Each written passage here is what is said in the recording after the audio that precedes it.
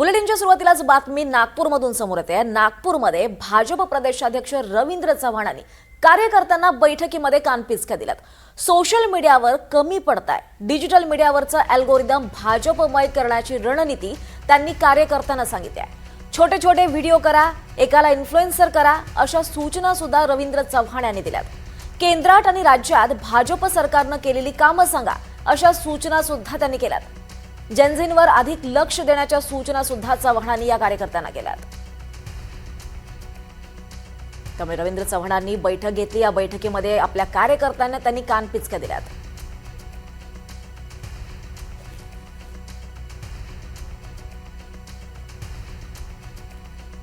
Social मीडियावर कशा पद्धतीने सक्रिय राहता येईल या संदर्भातल्या सूचना सुद्धा रवींद्र चव्हाणांनी कार्यकर्त्यांना दिल्यात। डिजिटल मीडियावर काम करा, डिजिटल मीडियावरचा अल्गोरिदम भाजपमय करा, अशा प्रकारची रणनीती आखण्यासाठी त्यांनी कार्यकर्त्यांना सुचवलंय। छोटे छोटे व्हिडिओ करा, एकाला इन्फ्लुएन्सर करा, अशा पद्धतीच्या सूचना सुद्धा रवींद्र चव्हाणांनी या कार्यकर्त्यांना दिल्यात। या संदर्भात अधिक माहिती घेऊयात आमचे प्रतिनिधी प्रवीण मुधोळकर यांच्याकडून। प्रवीण, काय नेमकी रणनीती आखली जाते रवींद्र चव्हाणांकडून?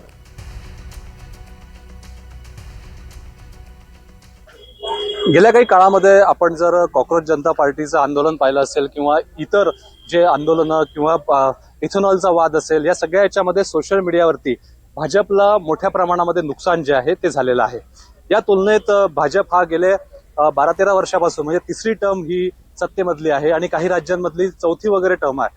त्यामुळे अनेक राज्यांमध्ये काय झालंय की कार्यकर्ते हे सोशल मीडियावरती मागे आहे असं भाजपच्या अंतर्गत सर्व्हेमध्ये कळलेलं आहे। त्यामुळे महाराष्ट्रामध्ये तुम्ही कोणीही सोशल मीडियाच्या मागे स्पर्धेत मागे राहू नका। अल्गोरिदम सेट करा, छोटे छोटे रील्स आहे, म्हणजे इथेनॉलचा वाद असेल त्याच्यातली सत्यता काय आहे ती सांगा, इतर झेनजी संदर्भातले जे रील्स असतील ते बनवा।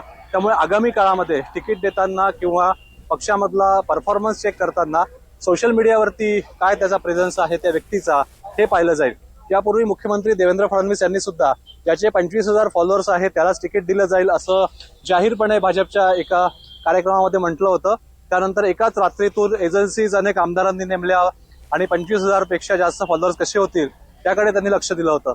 पण आता फक्त फॉलोअर्स वाढून उपयोग नाही, तर जो कंटेंट आहे म्हणजे तो गेल्या काही काळामध्ये सरकारचं नुकसान ज्या कंटेंटमुळे झालेलं आहे त्या कंटेंटची सत्यता किंवा भाजपला ज्या गोष्टी अपेक्षित आहे त्या संदर्भातले कंटेंट्स हे व्हायरल व्हावे असं रवींद्र चव्हाण यांनी कार्यकर्त्यांना सूचना दिल्या आहे।